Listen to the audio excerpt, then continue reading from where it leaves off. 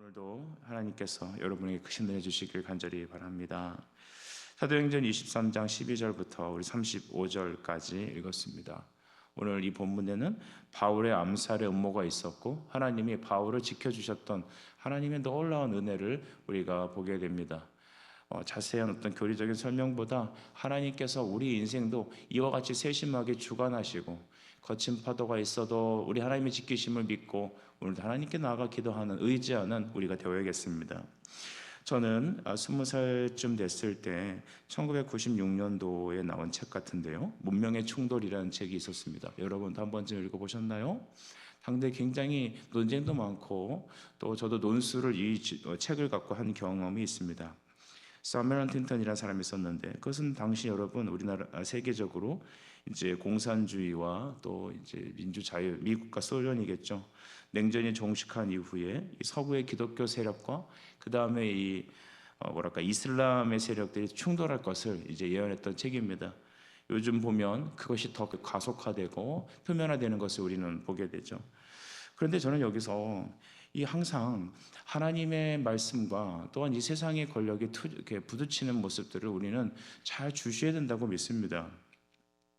하나님은 우리의 죄에 대해서는 주님께서 작정한 게 없습니다. 이 얘기는 뭐냐면 하나님 우리의 죄를 당신이 만드신 게 아니라는 뜻이죠. 우리가 죄를 지은 것은 사탄에 의해서, 유혹자에 의해서, 인간의 교만으로 우리가 하나님 앞에 자원적인 불충을 한 것입니다. 그래서 하나님은 죄에 대해서 또 이 사탄의 세력에 대해서는 허용적으로 내버려 두고 계십니다. 그리고 우리는 이해가 안 되는 것이 이거죠. 하나님, 세상이 이렇게 악한데 왜 하나님 두고만 보십니까? 혹은 믿지 않는 자, 하나님을 대적하는 사람들이 잘 먹고 잘 사는 것 같은데 왜 그들을 하나님 내버려 두시나요? 이런 생각들이 우리의 때로는 마음을 어렵게 하죠. 하지만 하나님은 그들을 잠시 잠깐 내버려 두는 것일 뿐 하나님은 그들을 통해서도 영광을 받으십니다. 하나님의 이 시간에도 우리 성도들의 기도와 간구로 또한 하나님의 전능하신 말씀의 역사로 사단의 세력과 죄의 세력을 깨뜨리시고 누르시고 오히려 주님이 그들을 통하여 영광을 받으십니다. 항상 글을 쓸 때 보면 나의 주장과 반대되는 이 카운터파트 부분을 놔둬서 내 주장이 더 확연하고 분명하다는 것을 증명하곤 하죠. 하나님은 이 세상의 악을 통하여 내버려 두시는 것 같지만 그렇지 아니하시고 그들을 컨트롤하시며 또한 하나님의 교회와 하나님의 역사를 통하여서 오히려 주님의 이름을 높이길 기대하십니다. 여러분, 시험과 혼란이 온다 한들 우리가 낙심하지 말 것은 하나님은 여러분은 그걸 통하여 그것이 여러분을 거치는 돌이 아니라 디딤돌이 되게 하실 것입니다. 12절 말씀을 여러분 주목해 보시겠습니다. 날이 샘에 유대인들이 당을 지어 맹세하였습니다. 바울을 죽이기 전에는 먹지 아니하고 마시지도 않겠다라고 맹세했습니다. 저는 이들의 맹세가 얼마나 허망한지 저는 좀 궁금해요. 이후에 좀 말이 안 나왔지만 바울은 죽지 않았어요, 여러분. 근데 이들은 바울을 죽이기 전에는 먹지도 않고 마시지도 않겠대요. 이 40명 진짜 먹지도 않고 마시지 않았을까요? 집사님 어떻게 생각하세요? 먹었겠죠. 그렇죠? 포도청인데요. 먹고 사는 게 그냥 포도청인데 그거 어떻게 안 먹겠어요? 그 인간의 이 맹세 얼마나 허망합니까? 하지만 당시에 이 상황을 봤을 때 앞이 캄캄했겠죠. 누가 여러분 우리 교인들 내가 너를 망하게 하기 전까지는 먹지도 마시지도 않겠다 하면은 죽기를 각오 덤비면 우리는 진짜 그때 멘붕이 옵니다. 어떻게 될지 답이 없죠. 이 살벌한 분위기 속에서 여러분 그 13절 보니까 동맹한 자가 40명이 됐다라고 합니다. 40명, 한 명이 이래도 문제가 되는데 40명이 이렇게 완전히 그냥 미친 사람처럼 돼갖고 바울한 사람을 죽이기로 작정했다. 이렇게 되면 우리는 정말 이 어려움을 타개하기가 어렵습니다. 그런데 그러면서 이제 보니까 15절에 보니까 이렇게 있더라고요. 이제 그들이 계략을 짜죠. 어떤 계략을 짭니까? 너희는 그 사실을 더 자세히 물어보려는 척하면서 공예와 함께 천부장이 정하여 바울을 너희에게로 데려오고 내려오게 하라. 우리는 그가 가까이 오기 전에 죽이기로 준비하였노라. 그러니까 바울을 이렇게 불러서 좀 뭔가 자세히 알아보려고 해서 그를 데리고 오라고 하면서 그 사이에 우리는 매복했다가 딱 죽이겠다는 겁니다. 아주 계략까지 철두철미하게 딱 짜놨죠. 하지만 여러분 이 일은 드러납니다. 16절 보니까 바울의 생질이라고 하죠. 생질은 바울의 그 누이의 조카 정도 된다고 봅니다. 그 조카입니다, 조카. 바울에게 조카가 있었나요? 처음 보는 장면이죠. 그들이 매복하여 있다 함을 듣고 와서 영내에 들어가 바울에게 알렸다 그랬습니다. 여러분, 하나님께서는 이 일이 우연이 된 것 같지만 하나님께서는 반드시 필연적으로 하나님이 역사하십니다. 우연히 들킨 것 같아요. 그죠? 우연히 여러분 이 일이 일어나는 것 같아요. 아니에요. 하나님의 계획이에요. 우리가 보이지 않는 하나님의 손이라니까요. 그래서 이것을 하나님의 전능한 손, 하나님의 손길, 우리 그렇게 많이 표현을 합니다. 여러분이 지금 뭐 하는 계획하고자 하는 일이 막히고 어렵고 막 도대체 방법이 없고 하는 것 같죠? 여러분, 하나님께서 지금 보이지 않는 손으로 작업하고 계세요. 시간이 지나면 알게 될 겁니다. 역시 우리 하나님 원더풀. 우리 하나님 정말 이렇게 할 줄 꿈에도 몰랐다. 하나님은 말씀하시겠죠. 자, 이까지인 것 같고 내가 너에게 더 큰 일을 보여주겠다. 사랑하는 여러분, 바울의 생질, 여러분 조카, 여러분 생질 처음 등장하거든요. 요때 이전 이후도 안 등장하다. 요때만 딱 등장합니다. 참 신기하지 않습니까? 여러분, 하나님은 들풀도 쓰세요. 하나님은 여러분 공기도 쓰시고 다 쓰세요. 바람결에 날아다니는 소문으로 하나님은 세상을 바꾸시기도 해요. 그렇지 않습니까? 이런 것을 봤을 때 역사의 주관자는 우리 하나님이시고 여러분의 인생의 주인은 예수님이십니다. 따라합시다. 내 인생의 주인은 그리스도시다. 시작. 내 인생의 주인은 그리스도시다. 주 예수께 다 아뢰십시오. 주 우리의 친구입니다. 찬송가 가사 같죠? 주 예수께 다 아뢰십시오. 그는 여러분 생전 처음 등장하는 이 조카를 통해서도 그에게 듣게 하시고 그 들음은 곧 바울에게 전달되고 바울은 그걸 듣고 이렇게 얘기합니다. 18절 이후에 쭉 보면 야, 너 가서 천부장에게 딱 얘기를 해라 라는 것이죠. 그래서 쭉 천부장한테 가갖고 제가 이런 소리를 들었는데 여차여차합니다 라고 했습니다. 근데 여러분 이것도 참 재밌어요. 이 천부장이 바울하고 무슨 관계가 있나요? 아니죠. 천부장은 여러분 크리스천이 아닐 겁니다. 그는 로마인일 겁니다. 근데 이 로마 군인으로 온 사람이 이 소식을 듣고 갑자기 머리가 확 열이 받았어요. 좀 안 좋은 말로 그냥 뚜껑이 열린다 그러죠. 너 열이 확 받은 거예요. 왜 열이 받았습니까? 아니 이놈들이 이런 모함을 저질러? 딱 그렇게 생각해서 봐라 내가 더 크게 너를 눌러주겠다. 이 천부장의 마음에 이런 마음을 주신 겁니다. 여러분 그래서 우리 21절을 볼까요? 당신은 그들의 청함을 따르지 마옵소서. 그들 중에서 바울을 죽이기 전에는 먹지도 않고 마시지도 않기로 맹세한 자 40여 명이 그를 죽이려고 숨어서 지금 다 준비하고 당신의 허락만 기다립니다. 이 얘기를 들었을 때 그러든지 말든지라고 할 수도 있잖아요. 난 모르겠다. 그러든지 말든지 아니면 유대인들 편에 들어서 뭐 그 사람들한테 돈을 좀 받아갖고 자기 일석을 챙길 수도 있는 거 아닙니까? 그런데 이 천부장의 마음에 괘씸한 마음이 든 거예요. 아, 이놈들이 좋다. 내가 보여주겠다. 이때 자기의 권력을 쓰는 거죠. 저는 여기서 이 스토리가 진행되는 과정에서 보이지 않는 뒷배에 분명히 누군가의 전능하신 손이 역사하심을 우리는 알 수 있습니다. 그 손은 누구십니까? 하나님이십니다. 할렐루야. 여러분 역사의 주관자는 하나님이십니다.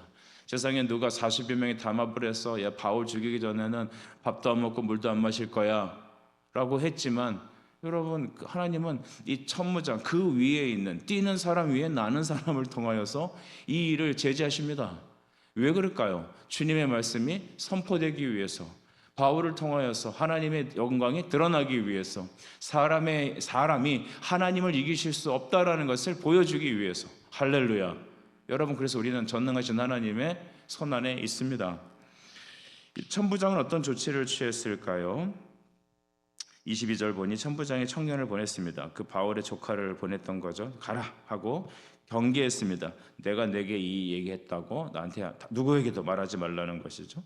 23절 보니까 백부장 둘을 불렀죠. 자기 밑에 있는 이제 중간 참모를 불러서 밤 제3시에라고 써 있는데 이게 밤 9시쯤 됩니다.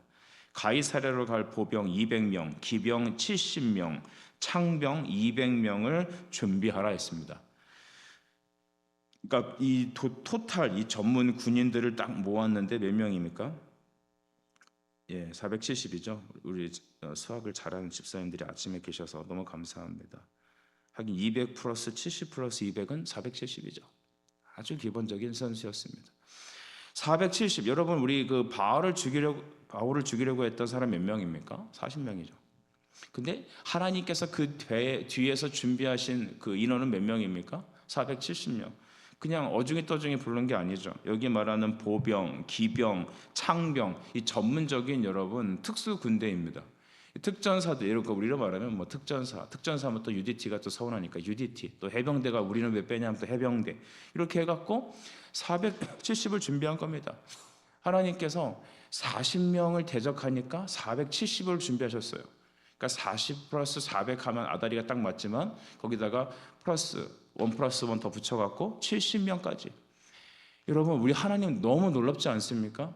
여러분 인생에 40명이 지금 여러분을 죽이려고 하고 40명이 여러분을 힘들게 합니까? 40명 때문에 골머리 앓지 말게 축복합니다.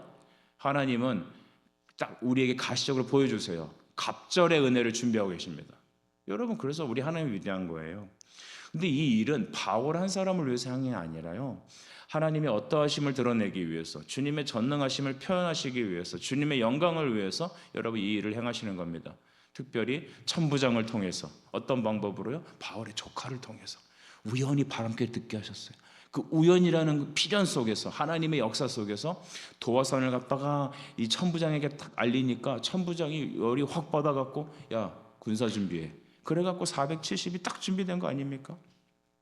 그리고 갈 방향이 아닌 전혀 다른 여러분 가이사랴로 보낼 사람을 준비하라 했습니다. 이후에 여러분 우리 벨릭스에게 이 사람이 이송되죠. 여러분 하나님의 하시는 일이 너무 놀랍잖아요. 유대인들의 소요를 냅두세요. 허용하세요. 그 왜 하나님 이렇게 어려운 일을 놔두실까요? 아니에요. 하나님께서 그 사탄을 이렇게 놔뒀다가 확 누르셔갖고 주님 내가 하나님이다, 내가 너의 주다라는 것을 밝히 보여주시기 위한 것입니다. 그때 바울은 여러분 찬송했을 겁니다. 역시 우리 하나님 전능하신 주. 바울을 죽이려고 했고 바울을 꺾으려고 했던 그 당시 유대인들은 끽소리 못할 겁니다. 세상의 어떤 권력의 특징이 그렇죠. 약한 자에겐 짓누르고 강한 자에겐 아무 소리 못하는, 이것이 세상의 논리 아닙니까? 역육강식의 논리인데 하나님께서는 그 위에 계신 하나님이시라는 것, 내가 너희 위에 계시다는 하나님이시라는 것을 보여주시는 겁니다. 우리 하나님 보여주십니다. 주님 이 아침에 하나님의 영광을 드러내 주십시오. 여러분이 그래서 우리가 여기서 한 가지 발견되어 있는 진리는 뭘까요? 나는 나를 위해 살아가면 안 됩니다. 나의 행복, 나의 기분, 여러분 그것 따라 살아가면 안 됩니다. 우리는 하나님을 위해 살아가야 돼요. 왜냐하면 역사의 주관자는 주님이시기 때문입니다. 하나님이 우리를 위하시면 누가 우리를 여러분 해야겠습니까? 하나님이 나의 하나님이신 내가 누구를 두려워하리까? 다윗은 늘 얘기하는 것이죠. 하나님이 나를 위하시는데 누가 나를 없이 하리까? 바울은 말하잖아요. 로마서 8장에 환난과 기근과 적신이나 위험이나 칼이랴 우리를 그리스도의 사랑에서 끊을 것이 없다.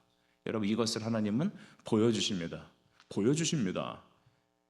보이지 않는다고 낙심하지 마십시오. 내 앞에 있는 40명 때문에 여러분 인생 포기하지 말고, 하나님 없다고 원망하지도 말고, 보이지 않지만 살아계시는 하나님 그분의 약속의 말씀만 붙잡고 걸어갑시다. 주님은 470명의 특전 부대를 준비하셨습니다. 이후에 여러분 그는 벨리스에게 이런 편지를 보내고 바울을 보내기로 이송하기로 합니다. 좀 말씀을 뛰어넘어서 32절 보시기 바랍니다. 이튿날 기병으로 바울을 호송하게 하고 영내로 돌아갔다. 그리고 35절을 보십시오. 너를 고발하는 사람들이 오거든 내 말을 들으라 하고 헤롯 궁에 그를 지키라 명하니라. 아멘. 여러분 유대인들도 헤롯 궁은 쳐들어가지 못하죠. 가장 안전한 보루 우리 하나님이십니다. 여러분 어떠한 어려움이 있더라도, 어떠한 여러분 시험이 여러분의 마음을 훔치려 하여도 우린 두려워하지 말 것은 하나님은 당시 최고의 안전한 장소에 바울을 준비하십니다. 바울 한 사람은 당시 그 자신만의 어떤 생명이 아닙니다. 하나님은 바울을 이방의 복음 전도의 그릇으로 쓰실 것을 계획하셨습니다. 오늘 여러분도 그렇습니다. 여러분 한 사람 한 사람은 예수 그리스도의 불꽃입니다. 예수님의 복음의 그릇입니다. 여러분을 하나님께서 붙잡고 계시다면 누가 여러분을 해야겠습니까? 누가 여러분의 마음을 쏟아 엎겠습니까? 단지 내 삶의 여러 가지 문제 때문에 고민하지 마십시오. 하나님 나라를 위해서 여러분 기도하십시오. 하나님 영광을 위해서 내가 쓰임받기를 원하십시오. 내가 지금 원하는, 내가 정말 이게 중요하다고 생각하는 그 일이 만약에 어그러진다 하여도 하나님은 더 큰 일을 준비하고 계십니다. 어쩌면 지난 세월이 지난 다음에 이때 차라리 이것이 안 된 것이 하나님께 더 큰 은혜였다, 나를 향한 더 큰 은혜였다라는 것을 여러분 통해서 알게 될 것입니다. 가장 안전한 장소, 바로 그것이 그리스도의 품인 줄 믿습니다. 저는 여러분에게 루터 얘기를 좀 해드리고 싶어요. 여러분, 루터 종교개혁의 첫 번째 기치를 들었던 사람 아니겠습니까? 당시 여러분 성경적으로 교리적으로 타락한 이 어둠 속에 있던 중세 500년 전 교회에 하나님께서는 루터라는 사람을 통하여 말씀을 보여주셨습니다. 오직 의인은 믿음으로 살 것이다 라는 로마서 말씀을 통하여서 그는 자기의 주장을 글로 쓰고, 특별히 여러분 잘 아듯이 비텐베르크라는 성당 앞에다가 5가지 95개의 조항의 질문들을 신학적 토론 내용을 붙였게 됐습니다. 그런데 그의 행동은 여러분 그냥 학자로서 목회자로서 붙인 거잖아요. 근데 그것이 종교개혁을 불러일으킨 것입니다. 우연한 것 같지만 하나님은 모든 것에 디테일한 주님의 역사가 있습니다. 그는 보름스라는 곳에서 여러분 황제 앞에, 또 여러분 교황 앞에서 종교 지도자들 앞에서 자기의 주장이 잘못됐다라는 것을 여러분 증명하고 그의 모든 책을 불사르겠다고 약속을 해야 됐습니다. 자기의 목숨과 바꿔야 되는 거죠. 그는 하루만 여한을 달라고 하고 기도했습니다. 그리고 마침내 물었습니다. 그 공회에서는, 오름스 회의에서, 너는 지금 너의 모든 교리와 책들을 다 포기하고 로마 교황청에 순종하겠느냐? 그 말에 나는 그럴 수 없다라고 거부합니다. 참 루터 대단한 것 같아요. 근데 저는 그 모든 것들이 말씀 앞에 성령께서 도우셨다라고 믿습니다. 그리고 유명한 말을 남겼죠. 주여 내가 여기 있나이다, 나를 도우소서. 여러분도 오늘 하루의 모든 삶 속에서 이렇게 고백합시다. 주님, 내가 여기 있습니다, 나를 도우소서. 그리고 그는 여러분 이송되는 과정에 어떤 사람들에게 납치를 당했죠. 어느 백장에 의해서 납치를 당했다고 압니다. 그래서 그 납치를 당해갖고 공중에 사라졌습니다. 야, 루터가 죽었나? 어디 갔나? 근데 그게 아니라 그를 사랑하고 아끼던 백작이 그 사람을 데리고 여러분 자기만이 알고 있는 의인처에다가 가둬놓은 거예요. 그리고 거기서 마음껏 로마서 성경, 신약 성경을 번역하게 됐고 저수를 하게 했고 종교개혁을 하도록 그를 도왔습니다. 여러분 그 중간에 납치된 사건, 그가 갇혀서 있던 그곳은 여러 위대한 말씀의 개혁의 역사가 되었던 것이죠. 하나님은 우리를 가장 안전한 곳으로 인도하십니다. 그것은 주님 품이 가장 안전한 것입니다. 우리가 주님께 피해야 합니다. 주님께 피해야 합니다. 주님은 여러분 도피성이라는 걸 만들어 하나님의 부지중 살인한 사람을 생명을 지켜주셨습니다. 주님이 우리에게 안전한 보루입니다. 그분이 우리의 산성이십니다. 내가 피할 바위입니다. 그리고 다만 하나님 말씀과 세상을 타협하지 말고 오직 하나님께만 나아가십시오. 오늘 이 바울을 죽이기로 한 40명은 하나님께서 470의 로마 군인을 통하여 안전하게 호위하셨고 그로 하여금 헤롯 궁에 지키려 하여 그의 생명을 보존하셨습니다. 그로 인하여 하나님은 로마를, 그로 인하여 유럽을, 전 세계를, 그리고 수많은 하나님의 말씀을 들을 수 있는 바울 서신을 쓰게 하셨습니다. 여러분도 그렇습니다. 주님 이 아침에 우리에게 이와 같은 은혜를 주시옵소서. 내가 주께 피하나이다. 기도하겠습니다. 하나님 아버지, 은혜를 감사합니다. 주께서 하나님 이 세상의 모든 하나님 말씀을 대적하고 우리를 하나님 아버지 죽이려 하는 모든 세력들이 있었습니다. 40여 명이 되는 사람이 바울을 죽이겠다 맹세하였지만 하나님은 470명의 로마 군인들을 통하여서 그를 가장 안전한 헤롯군까지 인도하셨습니다. 이를 행하시는 여호와, 그분이 나의 하나님이시니 내가 누구를 두려워하리요? 내가 누구의 현실과 어떻게 내 타협하리요? 그리스도가 나를 위하신다면 누가 나를 해하리요? 믿음의 담대함이 이 아침에 우리 성도들에게 충만케 하여 주시옵소서. 예수님의 이름으로 기도드립니다. 아멘.